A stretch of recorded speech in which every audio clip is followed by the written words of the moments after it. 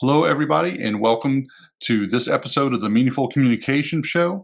I'm your host, Chad Eves, and once again, we are joined by Michael Gansel, a business consultant from New York City. Hello, Michael, and how are you doing today?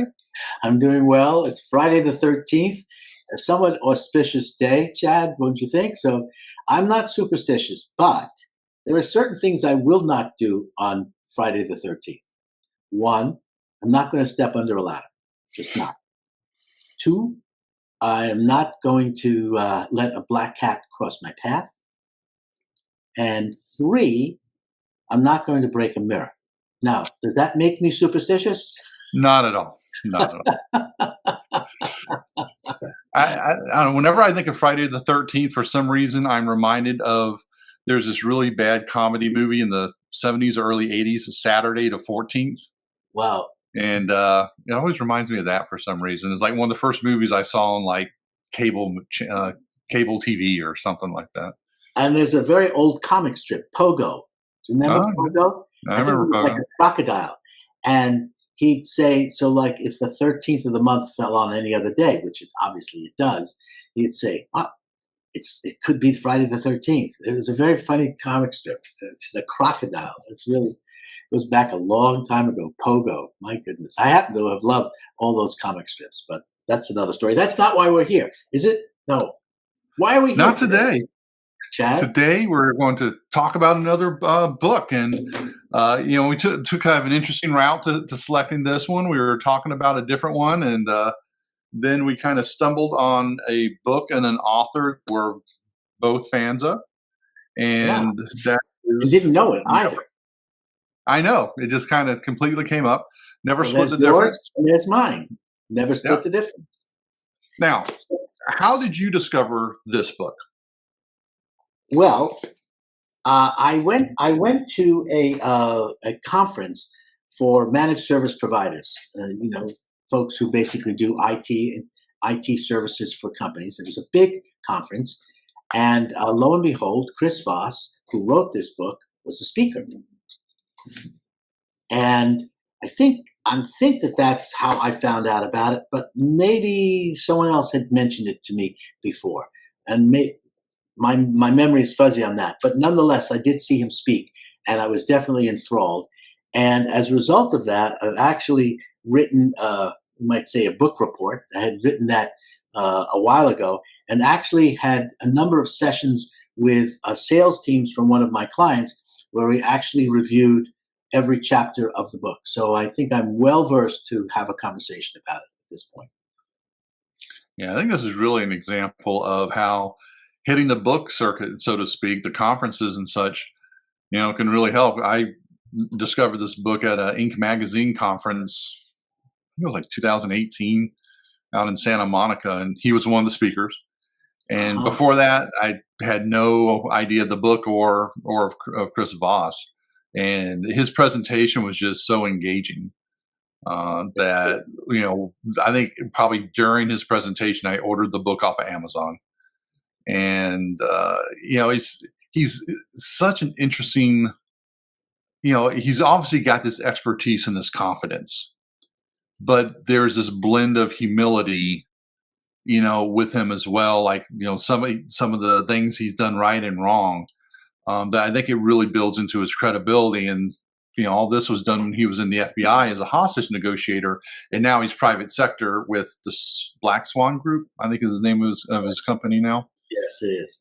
So it's interesting that you found that from your side, since you're in the communications business, you found it fascinating from that side. I found it fascinating from the sales side because I think it's no secret that I'm a Sandler sales disciple. Now, as just real quick, David Sandler founded Sandler Sales in the 1970s, I believe. And so many of the principles that David Sandler put in his book, and actually it's a funny book, it says, you can't teach a kid to ride a bike at a seminar. Well, a lot of that is actually right here in Never Split the Difference.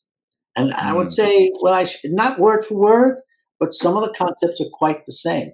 So that was my fascination with this book, was how well it related to Sandler Sales, which is a sales discipline that I'm very knowledgeable and very fond of. So, Well, that's something he does throughout the book, though, is he does acknowledge other people that he's learned from and he's read from, and also some others that he doesn't agree with, which is kind of interesting because some of them are kind of big wigs in the field of negotiation, like Herb Cohen, right, and he does not share his perspective on a couple of aspects on negotiating with him, but it's he didn't have a formal, I guess, typical negotiation background. No business, MBA or psychology or anything like that. It was pretty much all on the job training.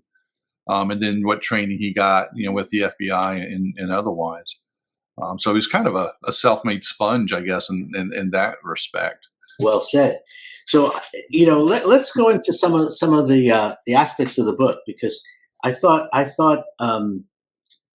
as I had reviewed the book, there were, I guess, the way I might, what would you say, categorize it is, first he talks about the types of negotiators and the types of people that you actually would be negotiating with, and then he talks about techniques, and then it climbs into those techniques a little bit. So actually, let's talk about the types of people that you wind up negotiating with. He basically came up with three categories.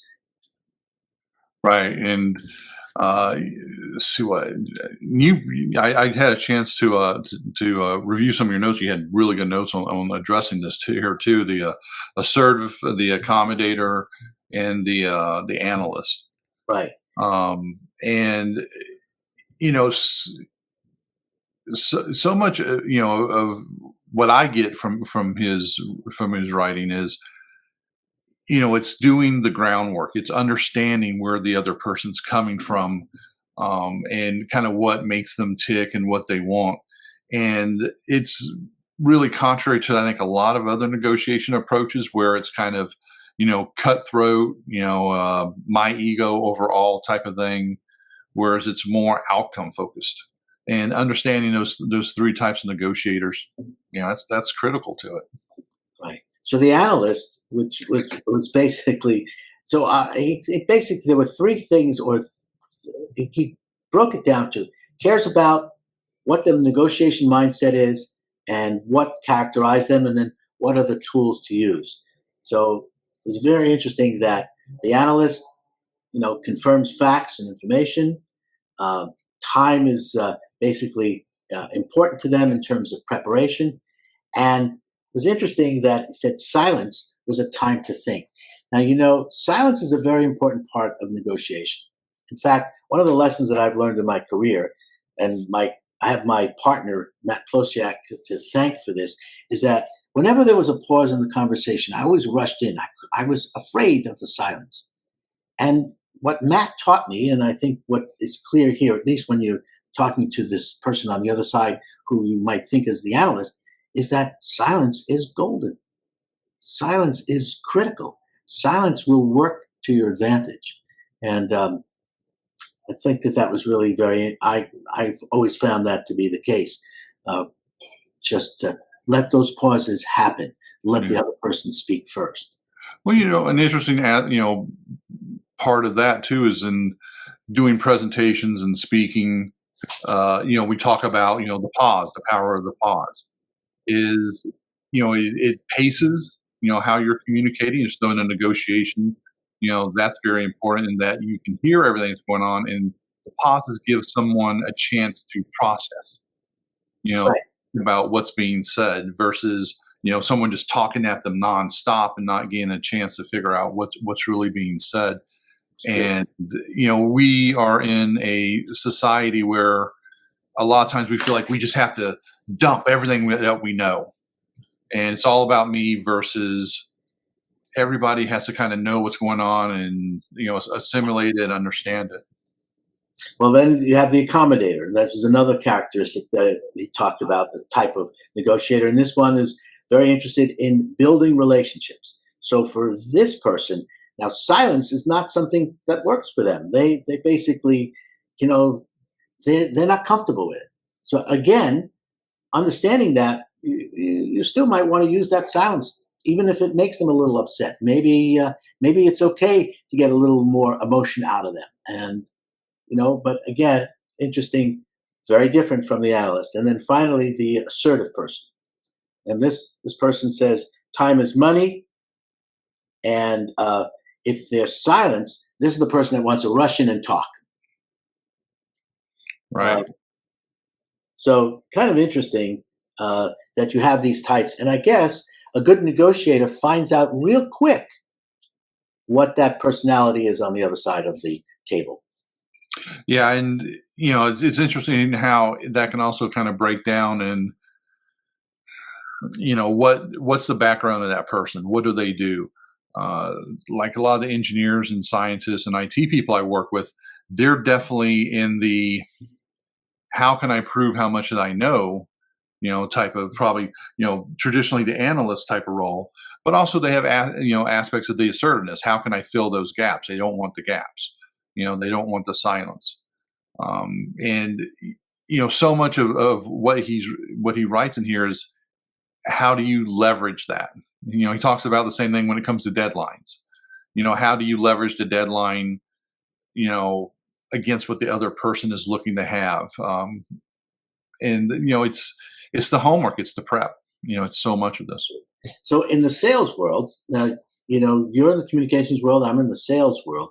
In the sales world, this is important because a salesperson could be talking to a recommender. A recommender could be the analyst. You have to Mhm. realize that. Salesperson could be talking to the CEO. So therefore, you typically expect the CEO to be assertive. Or salesperson could be talking to somebody in middle management, sort of in the middle, sort of not the technical person, not the recommender, not the CEO, but is involved in the decision making process. And that could be the accommodator.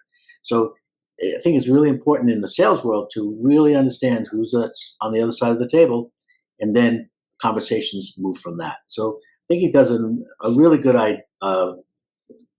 summary of these types. Well, maybe now let's move on to techniques. Yeah, and this is probably the big enchilada from the book. Okay. Is it's kind of in some respects it's kind of the typical, if you're going to solve a problem you got to understand what it is, and he goes into the process of labeling, and really it's another form of identification.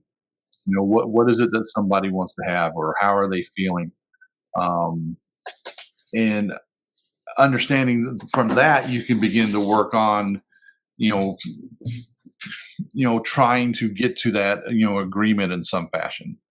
And it's one of those things I hope people don't throw out, because labeling's kind of got a negative connotation nowadays, but all it is identifying what something is. So it's saying something like, it sounds like to me, or this is what I'm hearing, this is something I understand you might be saying. And then you're really getting somebody to corroborate indeed what that is. Yep. And mirroring is a big part of that. You're basically mirroring that back to identify what the label is.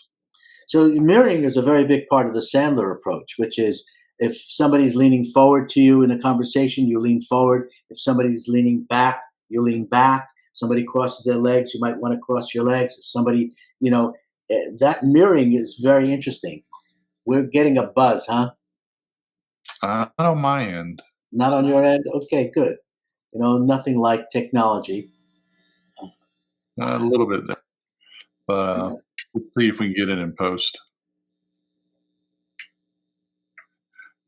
But something that fits with all those different techniques is slowing everything down, slowing the roll down, and that's something that whether it's negotiations only or communication in general, it's slowing down how we're connecting with people, because we get that speed, we get this the volume of information that we have to deal with on a daily basis, and when we slow it down, it really assigns a higher priority to it, because you have to put a little bit more effort into understanding what is coming at you, and it's you get back into the gaps, the silence.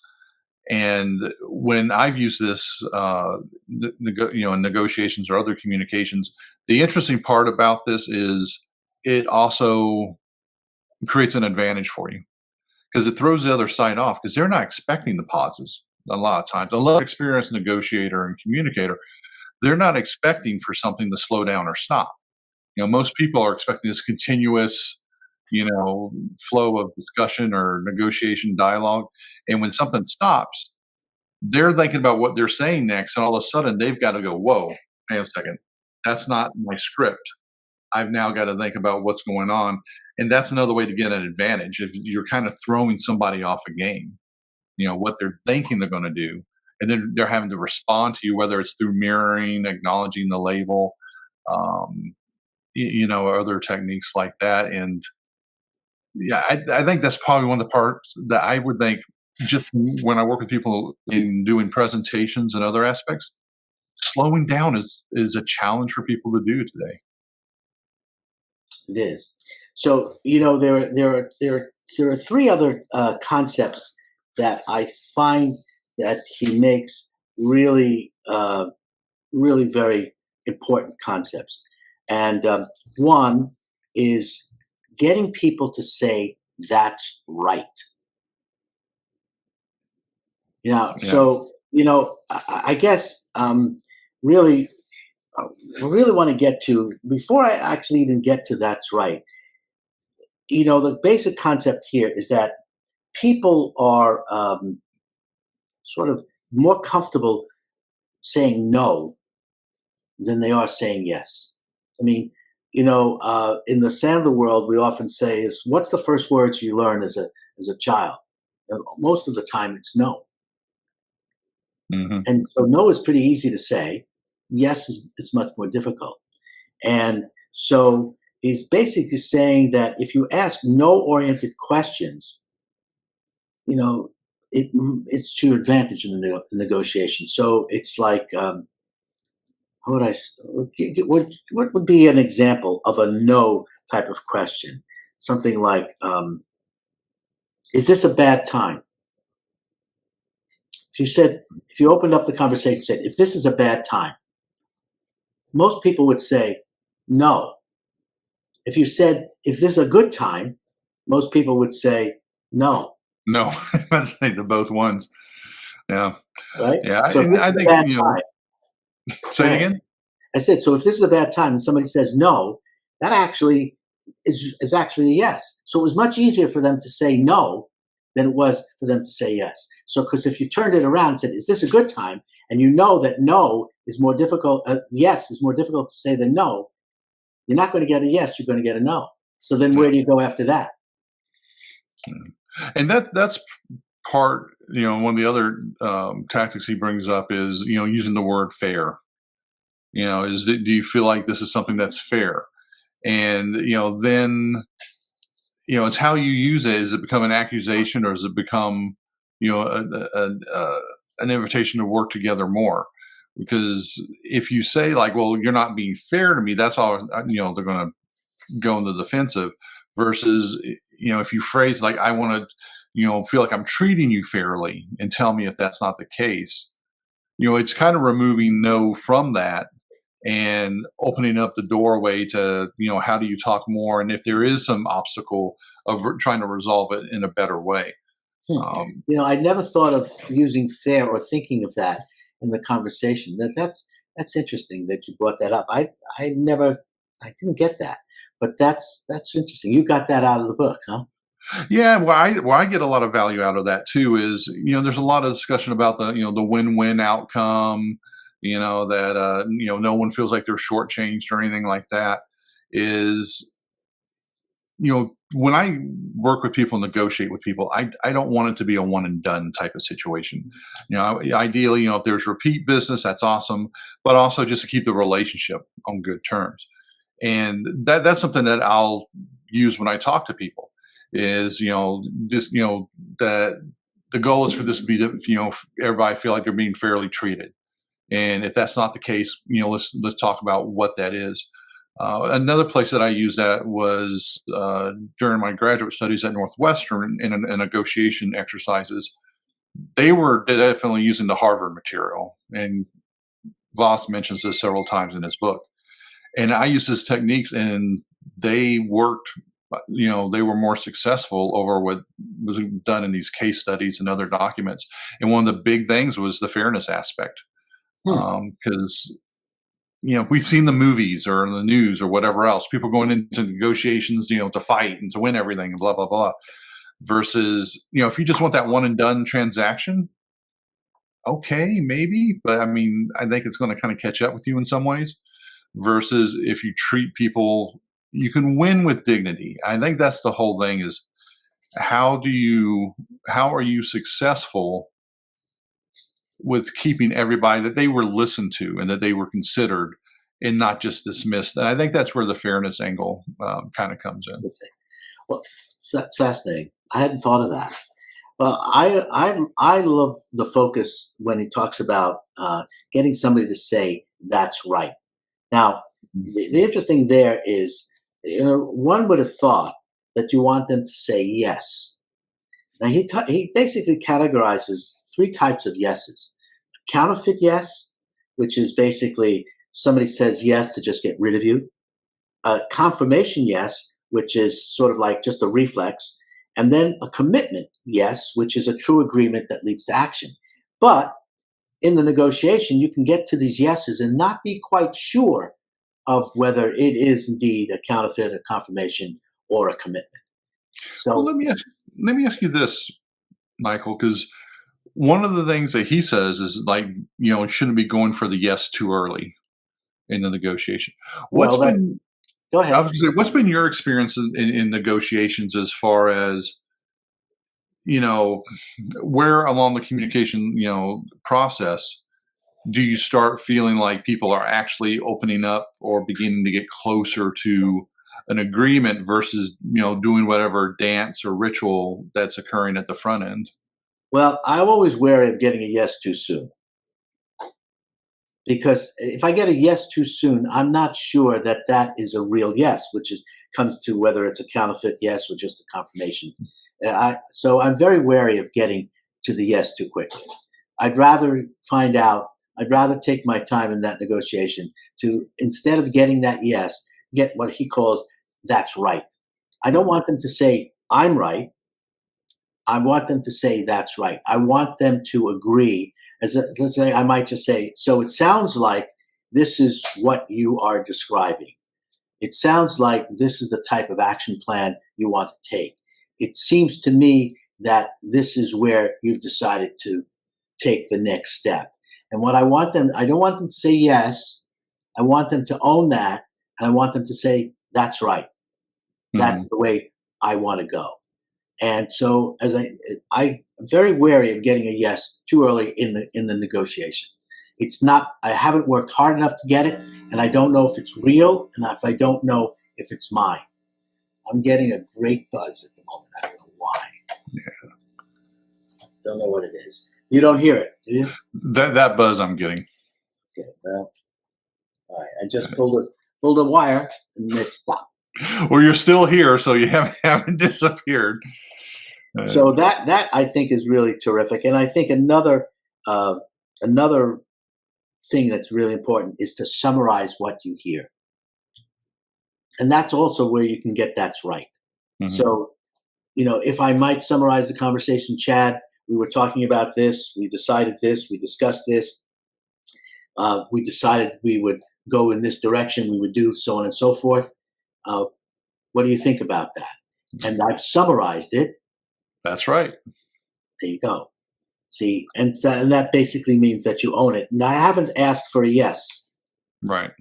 I think it's kind of an affirmative mirroring in a way because the power in doing the mirror is that it's showing that someone's listening, not that you necessarily agree, but that you've listened. Versus the that's right is a step towards agreement. Right. It's a tacit agreement. Right. So if we were to kind of wrap it up, because I see we're about 24 minutes, almost 25 minutes into this, and don't know how much we can expect folks listening to this podcast to kind of hang in there with us. But so maybe I will just do a quick summary and say that here are some of the things that really work in the negotiation. Effective pauses. We've talked about that. Mirroring. We've talked about that. Labeling. We've talked about that. And then paraphrasing and summarizing. Two very important. To get in the negotiation for someone to say to you, hey, Chad, that's right. And to that, I would just add, there's the knowing what you're after factor, Right. and knowing what the goal is and knowing how to maneuver to get to it. Because I think that's where a lot of people make mistakes, especially probably small businesses, where they may not be as confident in the prices that they're quoting or that they're asking. And when you start waffling, when it's not negotiating, when it's waffling, that's when stuff can kind of fall apart. That's right. And so that depends now, exactly what you're saying, on knowing who you're talking to. Are you talking to the analyst? Are you talking to the accommodator? Or are you talking to the assertive individual?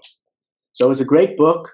I recommend it highly. Let's throw it back up on the screen. You've got a hard copy. I've got not that we're agents, not that we get anything for this, but I can tell you that if you read this, it's a quick and easy read, and there's a lot to get out of this. It's definitely well worth it. A good choice.